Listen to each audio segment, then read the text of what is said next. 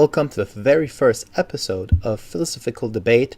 I will be doing these every week, but for our first episode, I will be covering nostalgia. Hi, I am the Philosophical Gamer. I'd like to cover a few topics that makes nostalgia an important part of our lives. Things that influences us from a nostalgia point of view, either good or bad things. And the first one I'd like to discuss is about memories. Memories is basically our first time we experience something. It could be first kiss, and then we compare that kiss to another kiss, and it never seems to be the first impression that you've had. Memories would also cause passing judgment. Memories and passing judgment.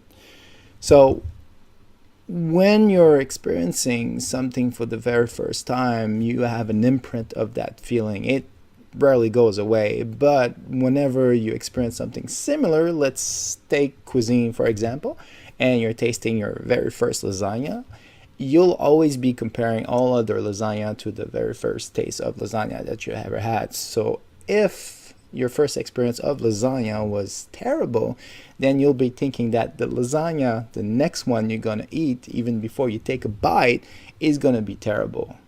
But it might actually be good. And a lot of people do that in real life. They based off experiences that sometimes it wasn't right from the start, and they don't know any better because they don't try anything else. They'll pass judgment. Second topic I'd like to cover about nostalgia is advice.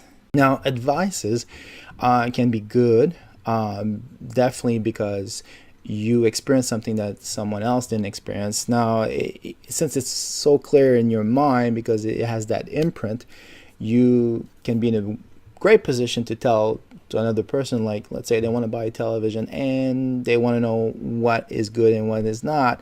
Well, your experiences of your first good TVs would be a great point of sale. The problem here is that your experience is limited to you only. You haven't bought multiple TVs, so you end up with misrepresentation as well. Advice and misrepresentation, they're both valid points, but where do you go from there? Do you assume that you know all that you know and then you start suggesting something? Or do you go and say, okay, well, I can't really suggest this brand because I haven't really tried this second brand. Third topic I'd like to cover about nostalgia is savings. Since you know what works and what doesn't work, since you've experienced things that brought you great enjoyment, you would know what to buy because you know what works for you. The issue with that is that if you ever experienced something in the past that out of pure luck, let's say it's a game, for example, out of pure luck, you like the way this game was done and you see another game done by that same design, same people, you will assume, without even trying it, you will assume that this game will be just as good. So this is where it plays in your budgets. So you have a little bit of savings, but you also have some budget issue. You don't want to be affecting your budget based off what you think you know about a certain product. You want to keep an open mind. You want to make sure that when you buy something, you know all the bases. You want to try it. You want to ask people who, of course, are not affected by a nostalgic feel to know if the product is good. You want to see reviews. But this is what nostalgia does to a person. It makes you want to buy stuff that is not necessarily good for you, but you will do so because your first impression might have been a good one about the product. The fourth topic, it would be about happiness. Happiness is a feeling that for some reason it's really tied into nostalgia. So you want to be able to experience these feelings whenever you have a chance. You will remember how good this felt and you will try to experience it again and again and again. And if a certain product, let's say, is not available, then you'll try to buy the closest thing. The problem here is that happiness also gives out frustration. If you can't find your little piece of happiness, then you'll just get frustrated at it, and you will keep shopping around to find that special products that used to make you feel good. Just as a good example, there's my fiance used to love the strawberry shortcake.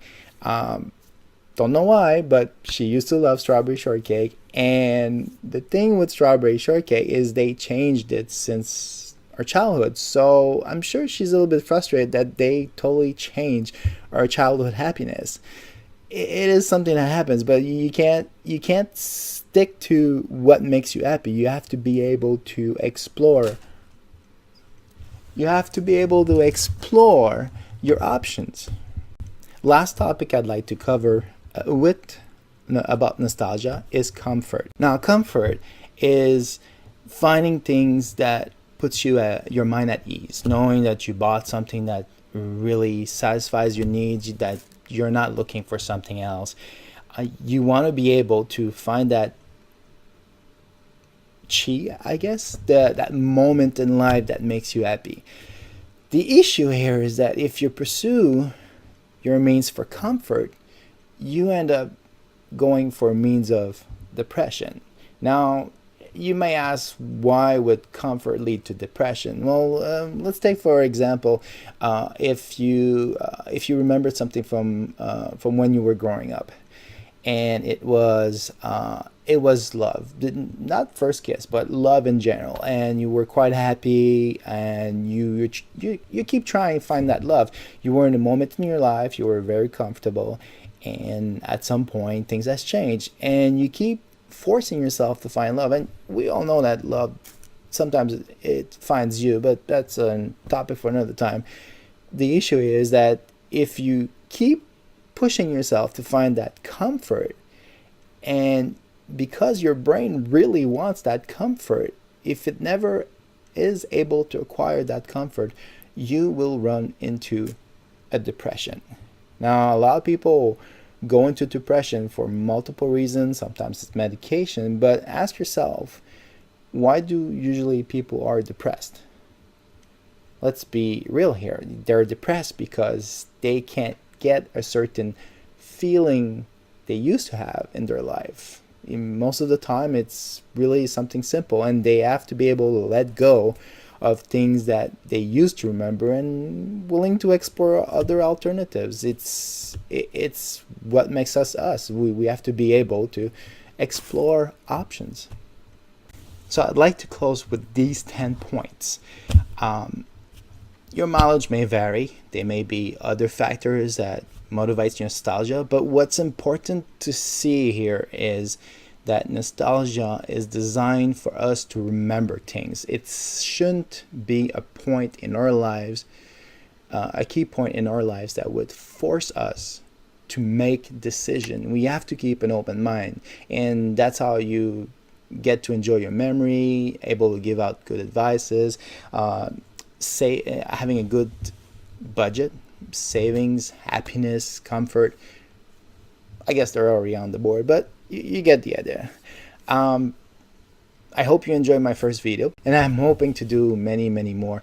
Of course, if you have any suggestions, comments, if you want to discuss the topic at hand, and if you have any suggestions for next week topic, I have a few topics already saved up, but if you have a preference, just let me know in the comment section in the bottom. And if you are interested to see what else I'm able to pull out of these videos, just subscribe. I will definitely appreciate it. Thank you.